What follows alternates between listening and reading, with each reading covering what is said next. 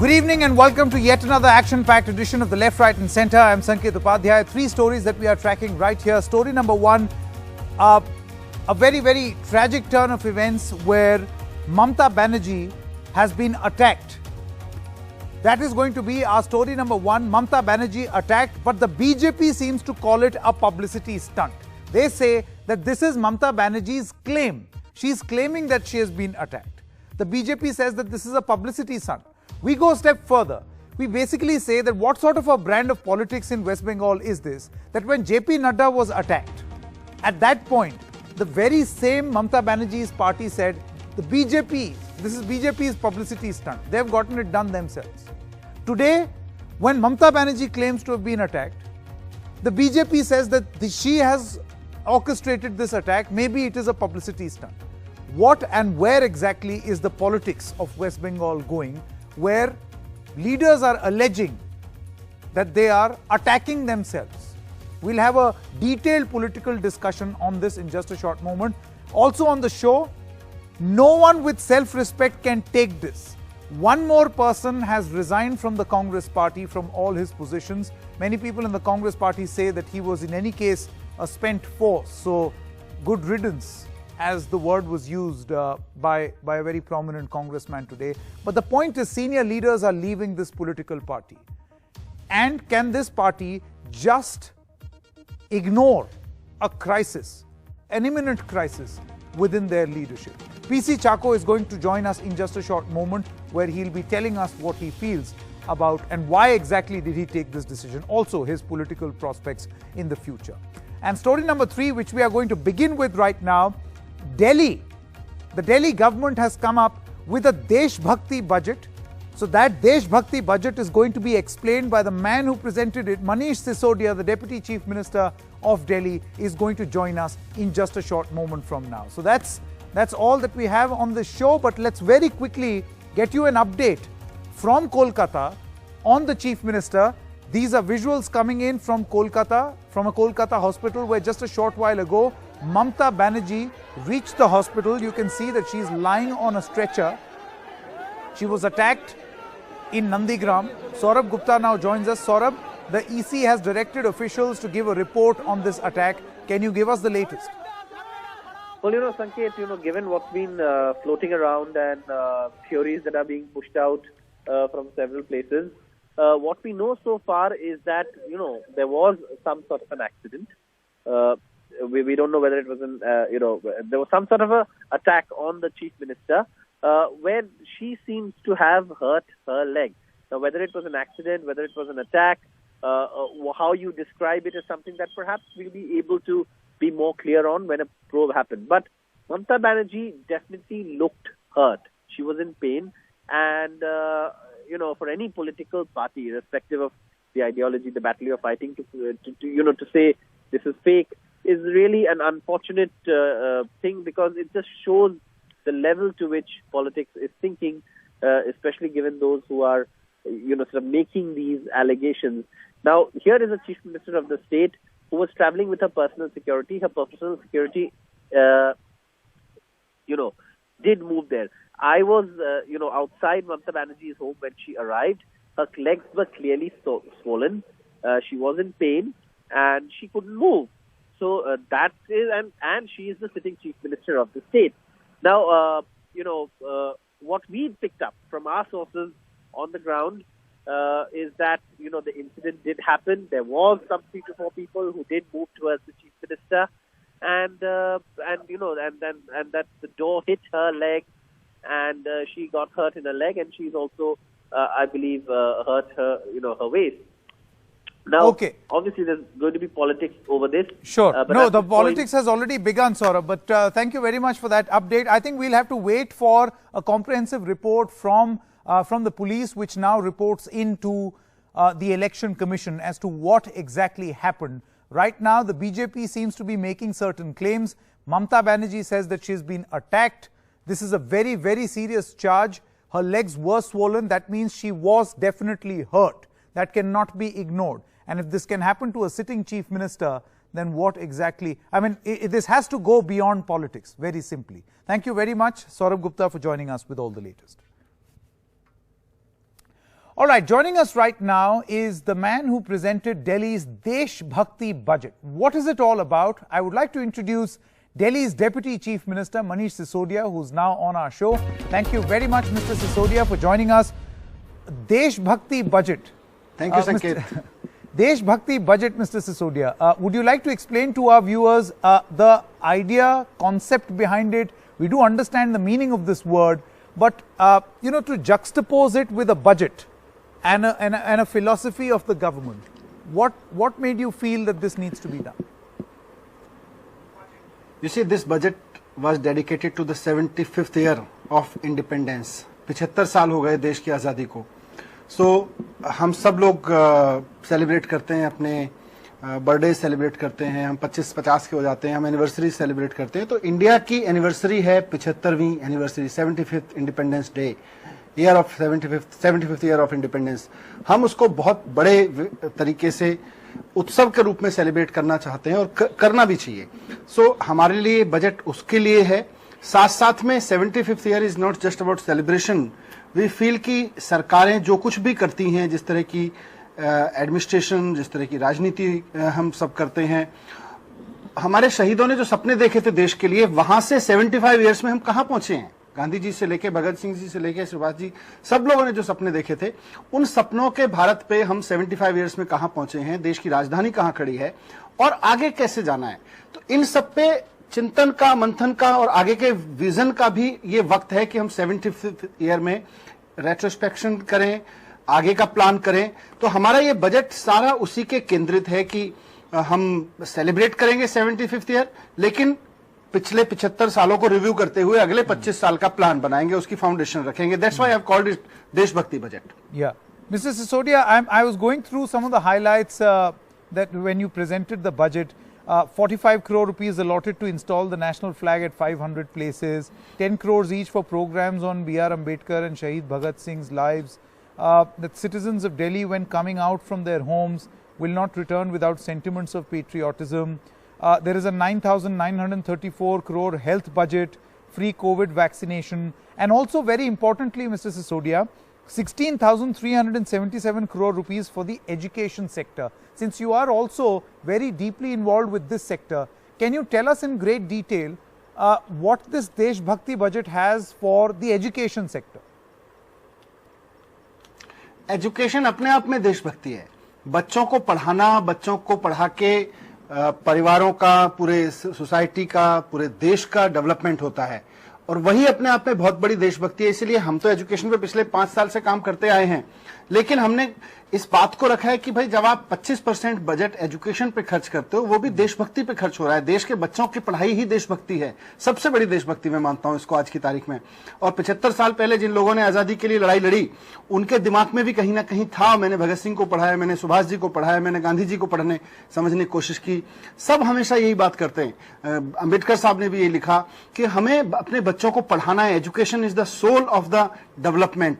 तो इसीलिए 25% budget education में है, वो हमारी देशभक्ति का हिस्सा है. हर बच्चे को स्वास्थ्य मिले, बुजुर्गों को सम्मान मिले, महिलाओं को काम और सुरक्षा मिले. ये सारा कहीं ना कहीं पॉल्यूशन से हम फ्री हो. अगर हमारा शहर पॉल्यूशन से फ्री होता है तो ये भी देशभक्ति है. तो इसलिए हमने इसको पूरे सिस्टम को ये कहा है कि सरकारों को जो करना चाहिए, अगर वो अपनी ईमानदारी से करती हैं, पूरे विजन के साथ करती हैं, तो वो एक देशभक्ति का हिस्सा है उनकी. एक सिसोदिया जी, मैंने एक बयान सुना, आप कहते हैं कि शिक्षा के माध्यम से, with the help of education, आप दिल्ली में लोगों को या बच्चों को शिक्षा के माध्यम से कट्टर देशभक्त बनाना चाहते हैं. अब देखिए, ये जो कट्टर शब्द है, ये एक बहुत पॉजिटिव संदर्भ में नहीं देखा जाता. कट्टरवाद जो है उसको पॉजिटिव तरीके से कभी नहीं एसोसिएट किया जाता है. क्या आप समझाना चाहेंगे कि कट्टर देशभक्त आम आदमी पार्टी के हिसाब से कौन है? देखिए, ये बड़ा कल से जब से मैंने बोला है ये बात उठ रही है. मेरे लिए कट्टर देशभक्ति क्या है? एक्चुअली आप अपनी देशभक्ति को समझ जाएं और उस पर अड़े रहें, यही हमारी देशभक्ति है. अब सवाल यह है कि एक आदमी जो पढ़ लिख जाता है स्कूल से, वो आदमी महिलाओं का सम्मान नहीं करे या महिलाओं का सम्मान करे. मेरे लिए महिलाओं का सम्मान कट्टर देशभक्ति है. अगर आप पढ़ लिखने के बाद भी विमेन का रेस्पेक्ट नहीं करते हैं, बच्चियों के साथ में रेप हो रहे हैं, पढ़े लिखे लोग मोलेस्टेशन में शामिल हैं, इतना सब मी टू कैंपेन देश में हुआ। तो पढ़े लिखे आदमी अगर इस तरह की चीजें कर रहे हैं तो कहीं ना कहीं, और वो उनसे पूछो आप देश से प्यार करते हैं, बोलेंगे हाँ करते हैं। आप बोलो भारत माता की जय बोलते हो, बोलेंगे हाँ बोलते हैं। आप तिरंगे का सम्मान करते हो, करते हैं। लेकिन फिर महिलाओं का सम्मान क्यों नहीं करते हैं? तो हम कह रहे हैं कि आपकी देशभक्ति कट्टर तब है जब आप तिरंगे का भी सम्मान करें और महिलाओं का भी सम्मान करें। जब आप सरकारी अफसर बने तो आप ईमानदारी से काम करें और तिरंगे का भी सम्मान करें, तब आपकी कट्टर देशभक्ति है। और इसको मैंने जोड़ा है इसीलिए, बहुत नीचे अगर डे टू डे लाइफ में जोड़ूं, मैं कहता हूं कि दिल्ली की रेड लाइट पर खड़ा हुआ व्यक्ति अगर ट्रैफिक जंप कर रहा है इसलिए क्योंकि कोई सिपाही नहीं पकड़ने वाला है, इसलिए ठीक है, कौन पकड़ता है, चले जाते हैं, फिर आपकी देशभक्ति पे सवाल है भाई। अगर कोई ऐसा कर रहा है तो फिर वो देशभक्ति नहीं कर रहा। उसको सोचना चाहिए, अगर वो देश के सिस्टम्स को सम्मान नहीं करता, अगर देश के लोगों की सुरक्षा का सम्मान नहीं कर रहा है वो, फिर किस बात का देशभक्त है? सिर्फ इसलिए तो देशभक्त नहीं हो सकता ना कि भाई मैंने वंदे मातरम जोर से बोल दिया था, अब मुझे कॉपीराइट मिल गया, मुझे सारी रेड लाइट तोड़ूंगा, मैं कोई मिलावट करना चाहूं, भ्रष्टाचार करना चाहूं, किसी के साथ गुंडई करना चाहूं, मुझे कॉपीराइट मिल गया क्योंकि मैं जोर से सिंबल्स को जोर से सलाम करता हूं। सिसोदिया जी, let me, because you know I thought of a political question and I can't help but ask you this question. I feel, and Please correct do. me if I'm wrong, I feel that what the Aam Aadmi Party is trying to do is to disassociate the usage of this word in the context of a particular political party. कि देशभक्ति किसी एक political party का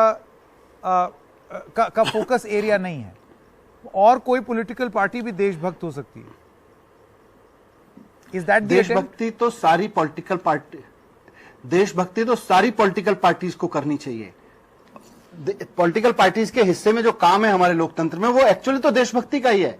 आप ईमानदारी से चुने, ईमानदारी से सरकार बनाए, ईमानदारी से फिर लोगों के लिए, फ्यूचर के लिए काम करें, उनकी मदद के लिए, वेलफेयर के लिए काम करें और उसमें कमीशन ना खाएं, यही देशभक्ति है। आज मैं बोलूं कि मैं भारत माता की जय बहुत अच्छे से बोलता हूं और शिक्षा मंत्री बनके मैं बच्चों के मिड डे मील में कमीशन खाने लगूं, तो किस बात की देशभक्ति है? मेरी देशभक्ति इस बात में भी है कि मैं मिड डे मील का कमीशन नहीं खाऊंगा। मेरी देशभक्ति इस बात में भी है कि मैं अपने तिरंगे को अच्छे से सलाम करूंगा, मैं रेस्पेक्ट करूंगा। सिसोदिया जी, विपक्ष इस चीज को नहीं मानता। हमने तमाम बयान सुने जिसमें उनका ये कहना है कि ये तो मुंगेरी लाल के हसीन सपने हैं, it's a pipe dream, says the opposition. ये लोग ऐसे ही लोग उस वक्त भी थे जब लोग आजादी के लिए लड़ रहे थे। उस वक्त भी लोग कहते थे भाई देश ने अंग्रेजों को जाना चाहिए, तो उस वक्त उनका भी मजाक बनता था। बोलते ये लोग ऐसे थोड़ी, आज अगर हम कह रहे हैं कि हम शिक्षा के जरिए लोगों को अपने देश से प्यार करना, अपने देश के लोगों से प्यार करने की भावना लेके आएंगे, उसमें इनको लगता है मुंगेरी लाल के हसीन सपने बहुत बढ़िया है, क्योंकि ये लोग फेल्ड लोग हैं। इन्होंने पूरी जिंदगी सिस्टम्स, पदों पे बैठ के सिस्टम्स का दुरुपयोग करने के अलावा कुछ पूरी जिंदगी किया नहीं है। ना कांग्रेस के लोगों ने किया, ना भारतीय जनता पार्टी ने किया। इनको 75 साल मौका मिला, इन्होंने सरकारी स्कूल तक ठीक नहीं किए, बर्बाद कर दिए। आज ये कह रहे हैं कि मुंगेरी लाल के हसीन सपने। बिल्कुल, आज इनसे बोलो कि सरकारी स्कूल ठीक करने, बोलेंगे मुंगेरी लाल के हसीन सपने, 5 साल में हमने करके दिखा दिया। सिसोदिया जी, अब एक महत्वपूर्ण सवाल, you have announced or made a lot of announcements in the budget. The budget basically operates on two principles: what you spend and what you earn, right? Now, a budget एक लेखा जोखा है कि आप खर्च किस तरीके से करेंगे, लेकिन इस खर्चे के लिए पैसा कहां से आएगा? How are you going to generate this revenue? देखिए, पिछले 5 साल में हमने जो काम किया उसमें हमारा कॉन्फिडेंस पैसे को लेके तो बहुत अच्छा हो गया है। हमारा मानना है कि सरकार के पास में पैसे की कोई कमी नहीं होती है, नीयत ठीक होनी चाहिए। और मैं जब ये कह रहा हूं तो केवल एक बेसिक फिलोसॉफिकल प्रिंसिपल की बात नहीं कर रहा हूं। 2015 में दिल्ली सरकार का बजट 30,000 करोड़ रुपए होता था। इस साल हमारा बजट कोविड के बावजूद 59,000 करोड़ रुपए है। 60,000 करोड़ रुपए हमारा पिछले साल बजट था जब इलेक्शन ईयर था लास्ट वाला। तो 5 साल के अंदर अंदर 30,000 करोड़ से 60,000 करोड़ रुपए का बजट हो गया। हमें तो अच्छा लगता है, हमें तो उम्मीद है कि जैसे जैसे और सरकार आगे बढ़ेगी, लोगों की इनकम बढ़ेगी, लोगों की प्रगति होगी, तो सरकार के पास भी टैक्स आएगा, ईमानदारी की पॉलिसीज लागू होंगी तो सरकार के पास पैसे की कोई कमी नहीं होगी। बेईमानी करनी है तो पैसे की कमी है, ईमानदारी से काम करने के लिए पैसे की कमी नहीं रहती है सरकार के पास। Okay, 2 quick questions. One, if you could explain for our viewers what is a Deshbhakti curriculum and how is it going to be implemented in Delhi?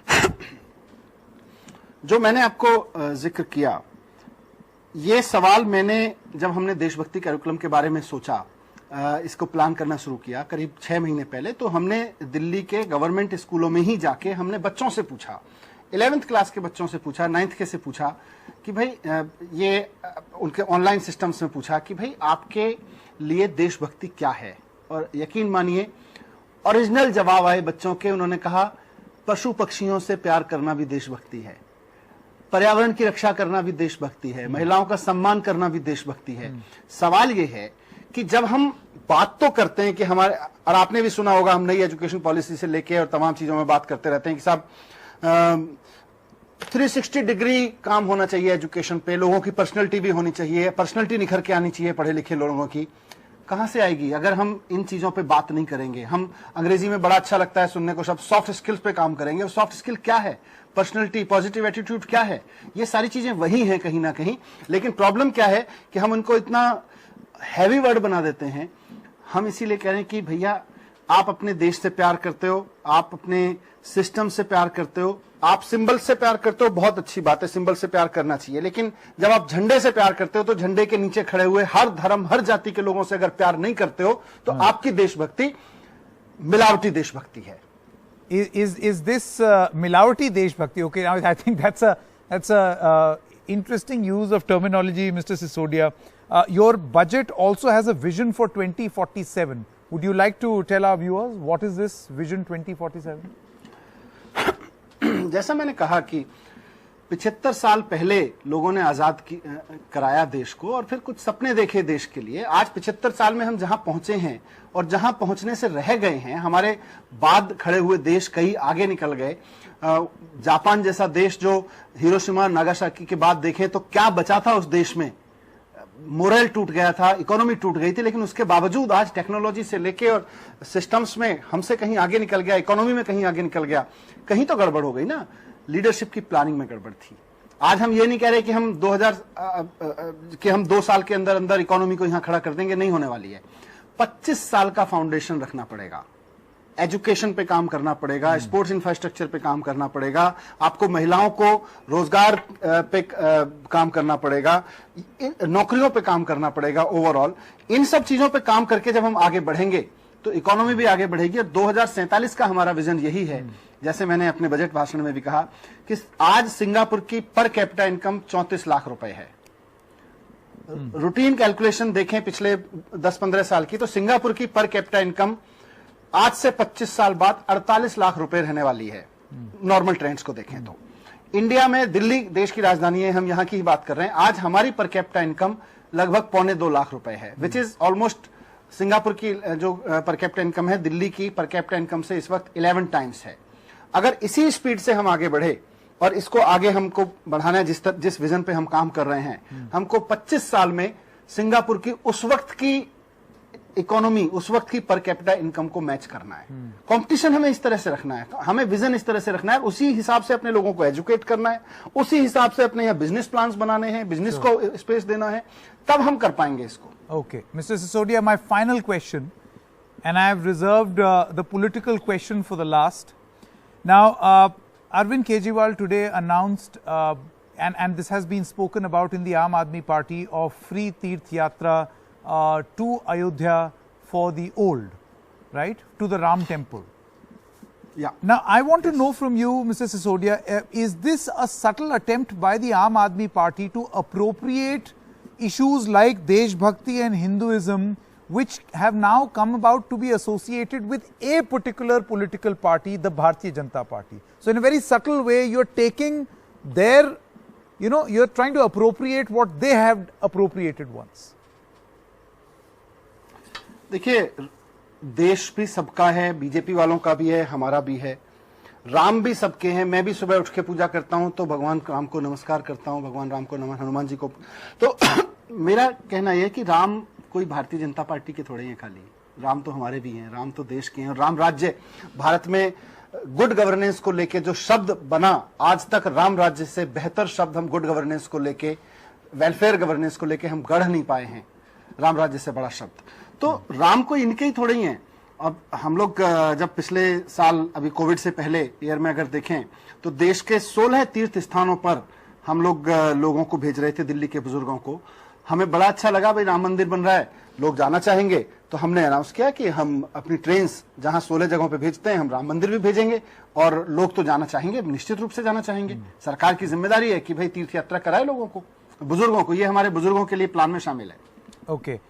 Before we let you go, Mrs. Sisodia, anything that you would want to say about the attack on Mamata Banerjee? She said that she was attacked in Nandigram. What do you have to say about the very violent form of politics which is being played out in West Bengal? Just your comment.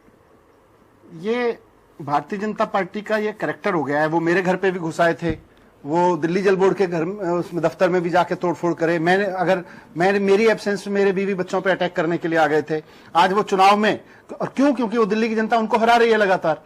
यही वहां देख रहे हैं कि पश्चिम बंगाल में जो माहौल दिख रहा है उसमें उनको ये समझ में आ गया है कि फ्रस्ट्रेटेड हैं वो। और यही भारतीय जनता पार्टी का करैक्टर है कि जहां वो जीतते हैं वो वायलेंस फैलाते हैं, जहां वो हारते हैं हारने के फ्रस्ट्रेशन में। तो ये उन्होंने अपने कैरेक्टर का परिचय दिया है। बहुत अनफॉर्चुनेट है, बट आई एम श्योर जनता के पास इसका जवाब है।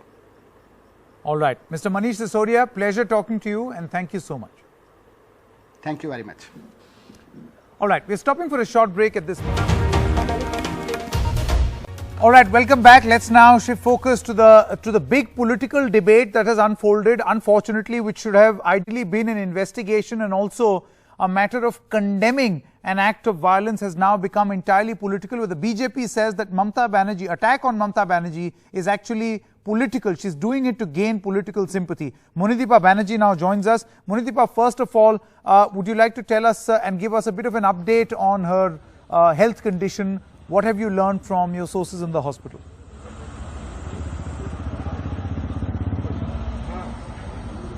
All I know is that she has been admitted to SSKM Hospital, which is the state government-run premier hospital in Kolkata, and she is under full medical care. We don't have an update at the moment on her health status. Ideally, she should have been flown out in a helicopter, but because it was already well past dusk, they could not, and it's a 3.5-hour drive really from Nandigram to Kolkata. So even that, in a way, can worsen the strain that Mamata Banerjee has felt. That is her health condition, and the rest is, of course, the huge drama that is erupted over an incident in which this 66-year-old lady was clearly distraught and hurt. You could see that as we stood there right beside her car. When she could barely speak, first of all, and when she did speak for some time, it was so exhausting her that they had to pick her up. The security guard physically lift her from the car and put her into the back seat so that she could stretch out, because she had clearly hurt her back or her waist or something like that. And then, of course, we have this flurry of reactions coming in. The BJP's Arjun Singh was the first off the ground, and he has said that, there was no Taliban attack and that this was all drama by Mamata Banerjee, who is herself a police minister. Similar reactions coming in from Adhir Ranjan Chaudhary of the Congress, which, as you mentioned, these reactions, instead of a condemnation of any violence on a serving chief minister, a woman chief minister, instead of that we have political attacks on her, which is perhaps the mood of the hour really. Nandigram, a potboiler of an election, a blockbuster of an election, where even today Mamata Banerjee filed her nomination. Her rival, former Minister Shubhendu Adhikari, attacked her, and it's just going downhill really. And then suddenly you have the Chief Minister injuring herself, being attacked. The details, of course, have Absolutely. Munideepa, many thanks for that update. Let me now introduce our guests for a discussion on why this is a matter which should have ideally been where everybody should have condemned an act of violence, has now become political. Jaideep Majumdar, Associate Editor of Swaraj Magazine, is with us. Professor Ananya Chakravarti, political analyst, supports the TMC. Devjani Bhattacharya, political analyst and a columnist, supports the BJP. Smita Gupta is a senior journalist. And we also have Dr. Shashi Panja, Minister of State for Women and Child Development and Social Welfare of the Government of West Bengal. Dr. Panja, let's begin with you first. You've heard what the BJP has said. I would want your reaction. Would you like to tell us how would you want to respond to what the BJP has said. In fact, even the Congress's Adhir Ranjan Chaudhary has said that this is all for politics, to gain sympathy. It's absolutely pathetic and highly irresponsible statements by the leaders of the opposition parties. I mean, everybody knows, and we all know, that she's extremely popular in West Bengal. And there was a massive response today in Nandigram Block 1 and Block 2. And today she has filed her nomination. She has been visiting various places of worship. There was a tremendous, enthusiasm there. So I think how politically empty is the thought process of the leaders of the opposition, or even the agenda is so shallow that such a thing took place. And after that, instead of trying to inquire into the health of a person, you are labeling it as drama, etc., which is absolutely deplorable. We condemn in the strongest words that this is not expected, especially in West Bengal, where the people are very sensitive. So I don't know, it's further downfall for them. It's further downhill for them. Okay. For being so apathetic. Okay, Jaideep Majumdar, I want to bring you in at this moment. Do you think that the least that one expects in a situation like this is political sympathy, forget political, sympathy, or to come out and condemn? Absolutely. It is definitely condemnable if such an incident has taken place. She's obviously hurt, that we can make out from the visuals. We could make out from the visuals, and she was hurt, she was distressed, and this is not something that should have happened at all. I mean, whoever is responsible, there should be an inquiry. It is quite surprising and shocking that there were no cops, policemen, as she had alleged, they were around. None of them were around. This is absolutely shocking. I mean, how can there be no security for the chief minister? Having said that, I would say that this sort of attacks on opposition being labeled as drama, this has been going on for a long time. If we go back a few weeks, the attack on BJP President JP Nadda's convoy, I remember. That was also, sort of labeled as drama by the Trinamool. So, I mean, this happens, but then it is unfortunate. Yes, I mean, one needs to condemn it, and happening to a woman, especially a lady. Yeah. I mean, unimaginable. Absolutely, Debjani. See, the point is that she is hurt is a fact. That she was attacked by people with an ulterior motive is something which is being debated right now. But the fact that she has been hurt, right, as Jaideep Majumdar also says, needs to be condemned. Yes. Do you or do you not believe in this? Because right now, the sort of political statements that are coming in, it almost appears there's one BJP leader saying that, this is no Taliban where anyone can go and attack anyone. She had security. At least condemn or express some amount of sympathy that she's hurt. No, absolutely. A lady at her age, it's not at all good that she falls and breaks her leg. And we all feel very sad that she's lying down. After all, she's our chief minister. And she feels hard, she falls. This is absolutely undesired. The incident is undesired. Now the thing is, how it happened, why it happened, who all are responsible, these comes later. But the incident is definitely, it makes all of us sad that she has suddenly fallen and something has happened. And she's also saying that my legs are swelled up. So these are matters which concerns all the West Bengal people, because she's after all the chief minister. But how did it happen? Because she's a very sturdy woman. We remember a few days back she was driving a scooty. She was about to fall, but she finally managed. She's a sturdy woman. How did she fall? Because as Dr. Shashi Panja was saying, that there was a lot of good, good response from the people. And she is the people's leader, actually. So in this kind of environment, how could somebody, she's a very popular leader, as Dr. Panja was saying, and she indeed is. So when she was there, who would do this type of work, and how can the security, because the security people are the state police. So you're saying, whom she you has are released basically a lot. saying that it doesn't add up. That It how doesn't could 4 add up. assailants come in? It doesn't become her personality. She is a sturdy lady. She is a street fighter. How suddenly she falls, and that is, but she must be all right because she's a dear chief minister, after all, to all of us. That's my point. Okay, okay. Very quickly, Smita Gupta and then Professor Ananya. Smita Gupta. Well, I think the attack Dr. on Panja, I'll just Mamta come back to Banerjee, you. Yeah, Smita Gupta. The attack on Mamta Banerjee today is an indication of how high the stakes are for Ms. Banerjee's opponent.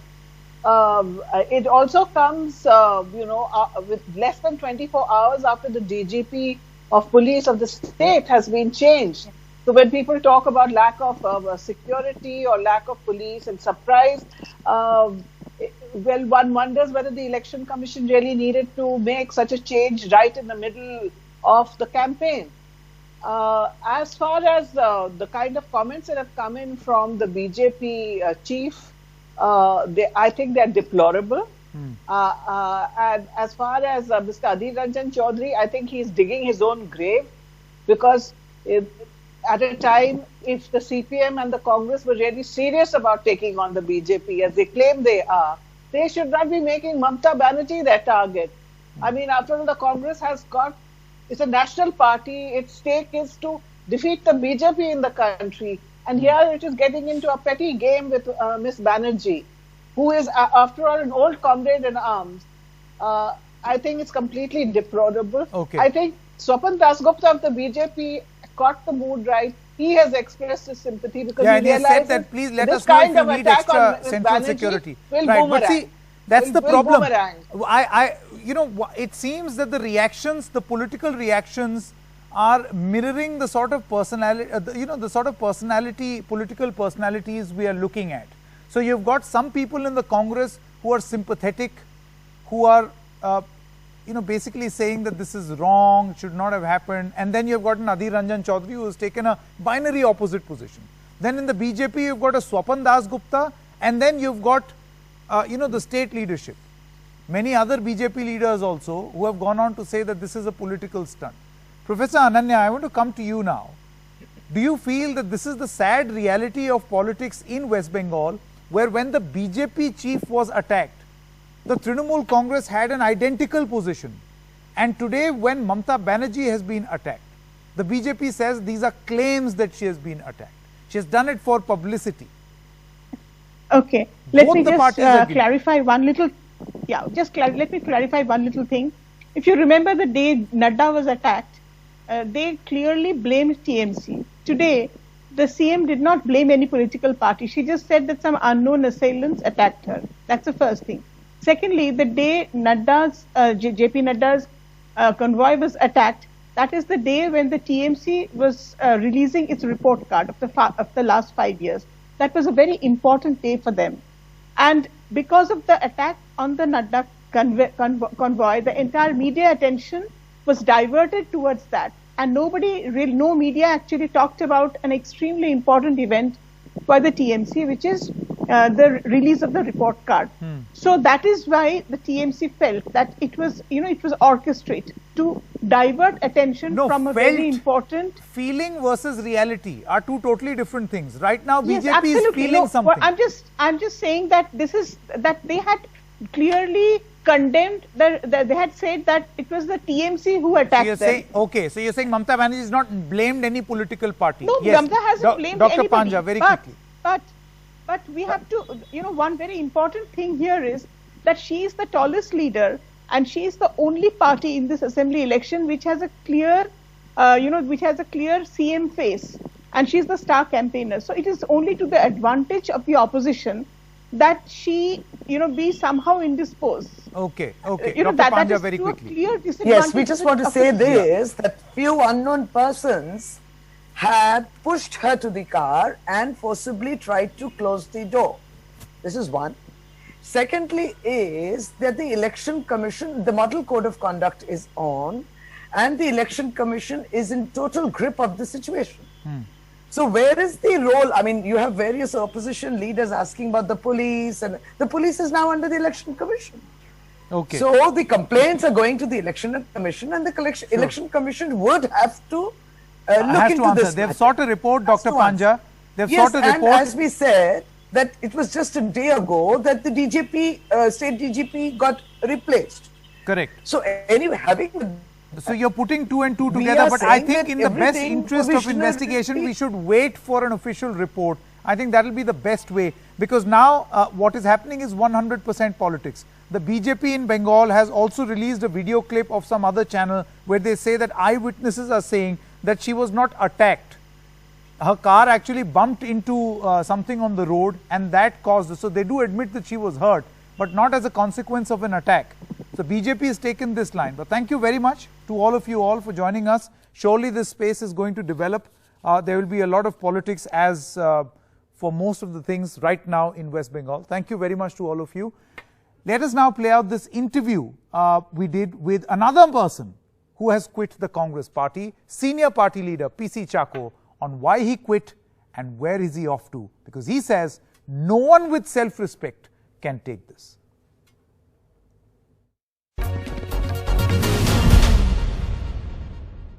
So joining us now is the latest member of the Congress party who has left the party, quit the party, and has made certain allegations. I have with me PC Chacko. Thank you very much, Mr. Chacko, for joining us right here on NDTV.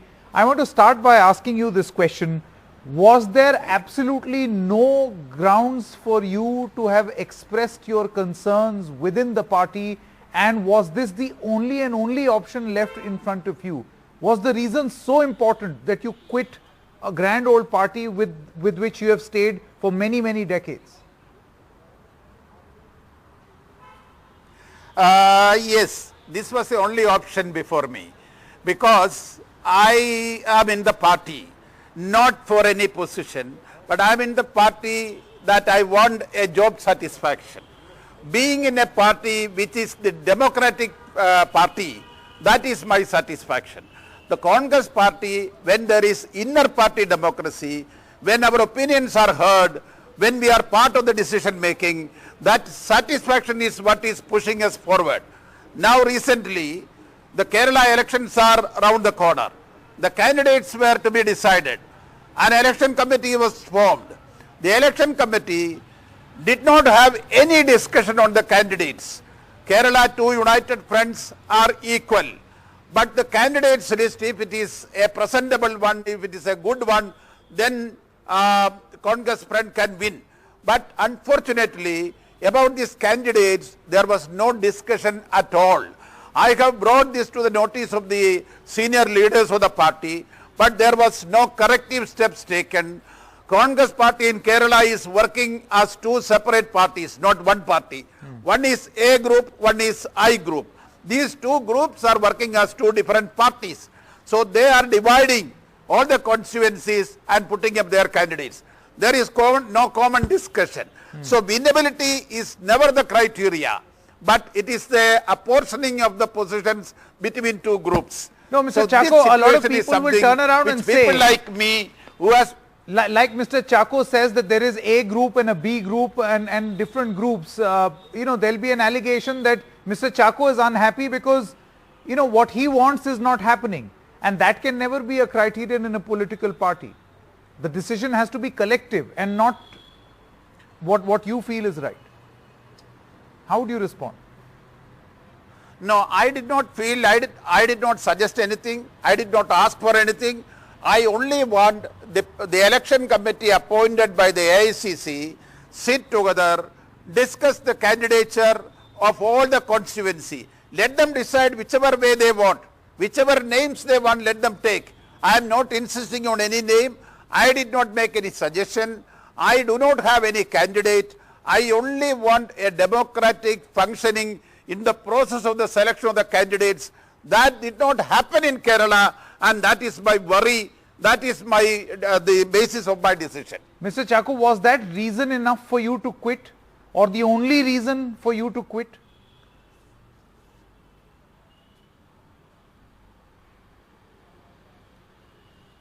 Hello? Mr. Chacko, can you hear me? Yeah. Yeah, I'm asking you, was that reason enough according to you for you to quit? Because this is a political party which has battled many allegations in the past. You have done firefighting for this political party. You think that this was a strong enough reason to quit?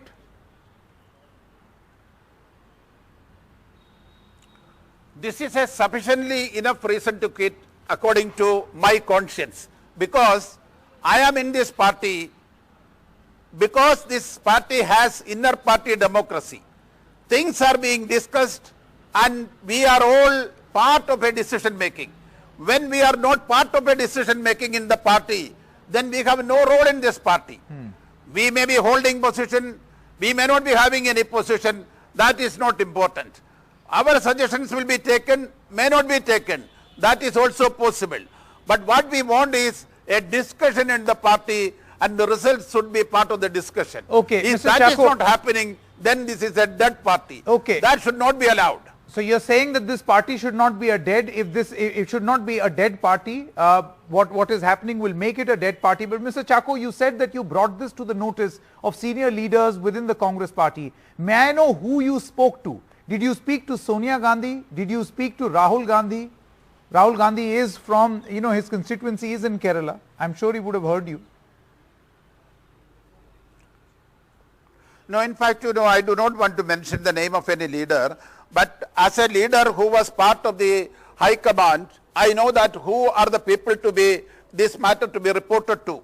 So when the things were drifting in Kerala, when sufficient discussions were not taking place in Kerala, I have brought this to the notice of the Congress High Command, who are expected to take decisions. But no, you brought this to the notice of the Congress High Command, which means you brought this to the notice of Sonia Gandhi. Yeah. I am not saying that they did not attend to my complaint. They did attend to my complaint. They advised the leadership to go for a collective discussion. But if that is not heard by the Kerala leadership, and if they are going on their own group way, then we have no other way. Okay, now you Mr. Chacko have made certain interesting comments in through the course of the day. You say that there is no the democratic process is not being followed in the party. It is as good as a dead party. These are strong words. You are saying that groups are operational in Kerala and no one with self-respect can be a part of this. But I hope you realize that there are similar allegations against you as well. Pawan Kheda, who is known to be a close affiliate of former Delhi Chief Minister Sheila Dikshit, tweeted on your tweet to say that who is Mr. PC Chacko to allege that there is groupism when you have been accused of doing the same thing in Delhi, when you were in charge of Delhi, of leading a front against the former Chief Minister Sheila Dikshit. How would you respond to this allegation? I do not want to respond to a comment by Mr. Khera. I know what type of person he is and what is his role in destroying the Congress in Delhi. But I do not want to enter into a controversy, an argument with a person like Mr. Kheda. Mr. Chacko, let me ask you, what next? Clearly the sun never sets on politicians, so what next?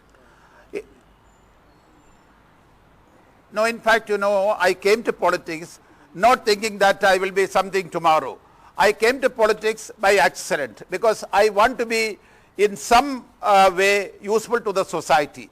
When I was in Congress working till today, my job was quite satisfying. But now I think that there is no point in continuing in an organization where there is no discussion, no inner party democracy, no collective decision. Then my remaining in the party is meaningless. That is the reason. Mr. Chacko, why did you say that no one with self-respect can be a part of the Congress party? Why did you have to make a comment like this? You feel it's become that bad that anyone with self-respect should leave the party? No, this is not.